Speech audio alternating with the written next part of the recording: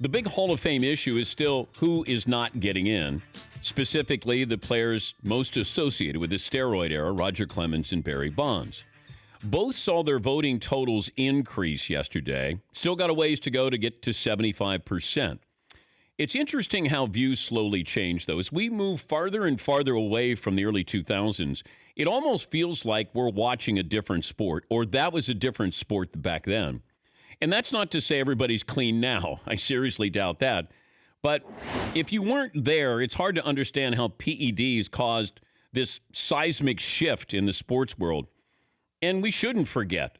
You know, we've seen attitudes change towards Clemens and Bonds. They didn't make it this time, but I don't think you can say with, all this confidence that those two and other PED users will never be enshrined in Cooperstown. Although it's kind of strange when you look at what this meant, how we reacted, and then people look at Bonds and Clemens and basically go, put them in. Like there was a statute of limitations here of how angry we should be when you cheat. And when does cheating expire? Pete Rose gambled on baseball, bet on baseball, may have bet against his own team, but there's a hard rule that's there, and he agreed to a lifetime ban. Clemens and Bonds, I think if you're implicated, associated with steroids, then I wouldn't put you in the Hall of Fame. And I don't buy into this argument. Well, they were Hall of Famers before they cheated. That doesn't make sense. You're judged on the entirety of your career. You're not looking at somebody and going, up until, 1999, Barry Bonds was a Hall of Famer. Okay, if he quit then, he would have been a Hall of Famer. But he didn't. And he ended up getting, $80 million in those last 4 years? Why? Because he was using. Clemens the same way. So I don't have this, the window, come on, they've been punished long enough, and now we got to look the other way. Hey, there's other guys who cheated. Okay, I understand all this, but I got to draw a line at some point here of who gets in and who doesn't. Because how's that going to stop you? If you know they got in, you go, okay, so what if I got caught? I'll make all this money, and then eventually, time passes. People soften their knives here with me. I'll get into the Hall of Fame. All right. Well, then Bonds and Clemens. Now, I do think that Bonds and Clemens are going to get in. And might get in the next 2 years, believe it or not. Because I always look at who's next on the ballot.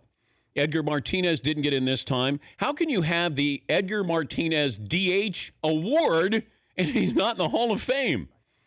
Hey, Cy Young is in the Hall of Fame.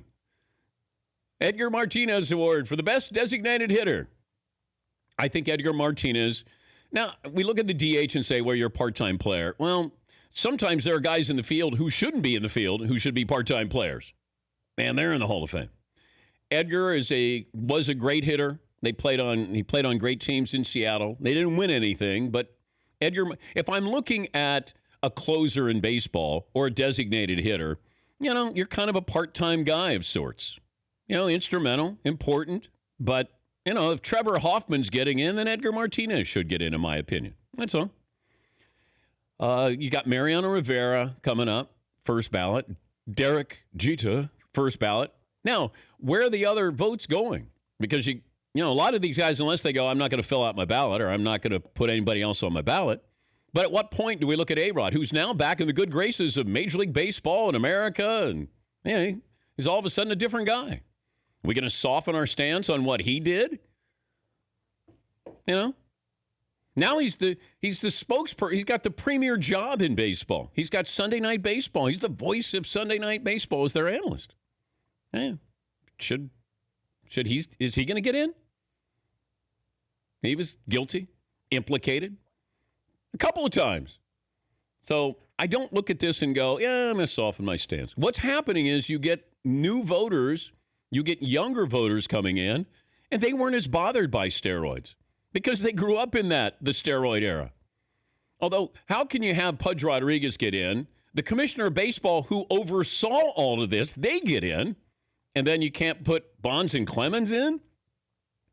Bonds and Clemens were great, but do I think they cheated? Yes, I do. Did they benefit from cheating? Yes, they did. It extended their careers, and they made a lot of money. because of that.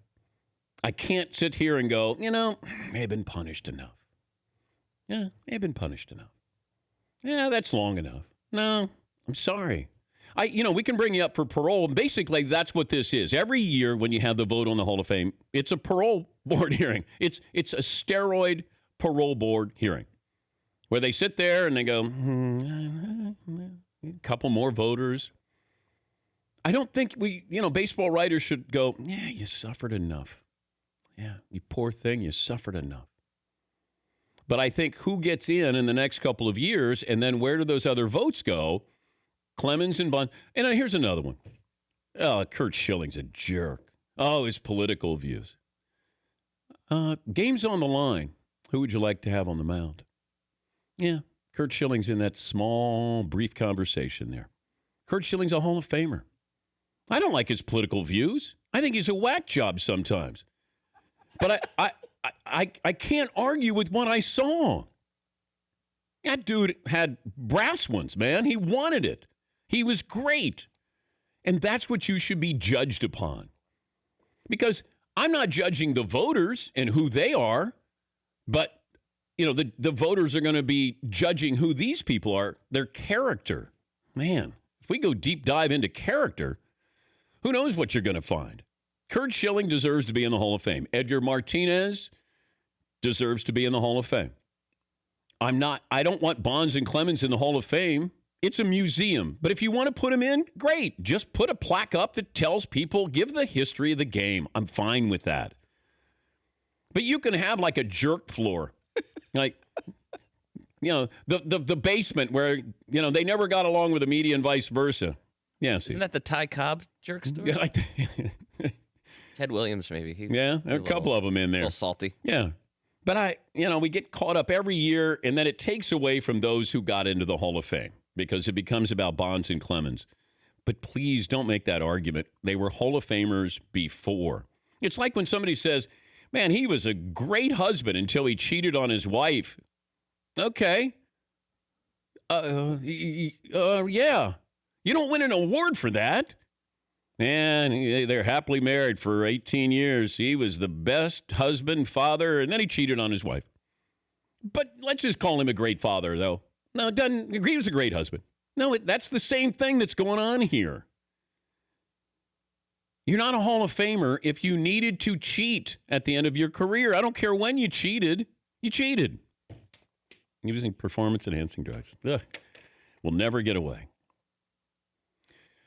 Whew. For more Dan Patrick Show, tune to Audience Channel 239 on DirecTV or download the Dan Patrick Show app.